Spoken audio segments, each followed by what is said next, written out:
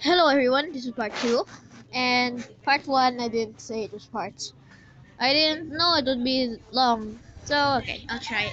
Now, in 3, 2, 1, the continuation! And permission has been granted by the Russian government to establish a perimeter to keep people out of these areas under the guise of military operations.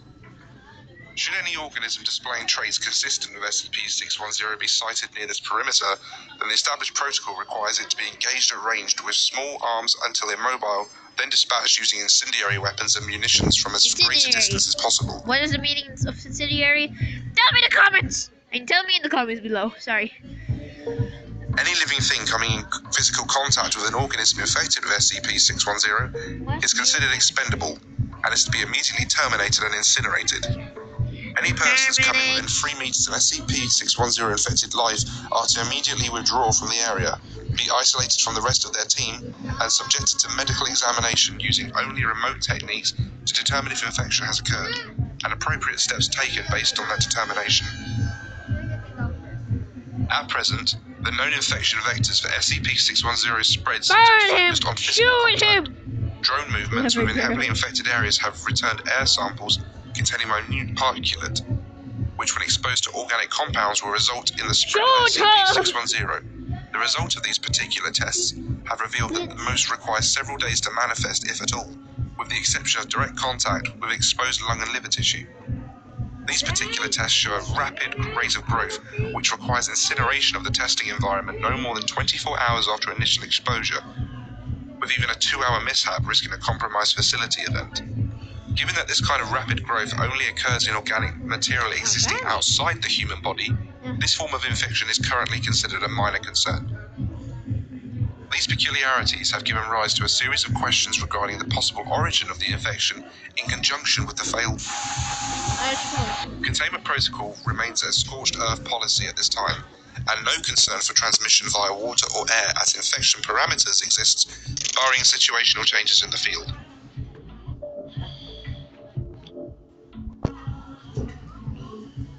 SCP-610-L1. After establishing the containment perimeter for SCP-610, the Russian government approved our request to research and investigate the area. For the first such exploration, a small camera-mounted unit known as Herbie was dispatched at a safe distance and directed towards Site A. Herbie has a battery life of 12 hours and a control range far wider than that required for this dispatch. Herbie is able to enter Site A without incident. The landscape around Site A shows early stages of assimilation by singular SCP-610 infected who have fallen at largely random intervals around what remains of the village. Many of the homes appear to have suffered fire damage long since put out, however a fair amount still remain intact. Aerial reconnaissance of Site A combined with thermal imaging has put it in an estimated population of 79 infected. Immobile infected are included in this number. However, it is difficult to ascertain an exact percentage of mobile versus immobile. Varying degrees of physical mutation due to SCP-610 are present in Site A, and it is assumed that all inhabitants are in advanced stages of infection. Oh no! Herbie observed the exterior of the village for 2 hours, during which time all infected behaved with what appeared to be a loose sense of social structure. Because Herbie remained stationary during this observation period, it is unknown precisely what each individually infected person was doing. However, the central plasma experienced occasional bursts of activity and downtime. Requiring more information, Herbie was directed to follow an infected that has entered the home.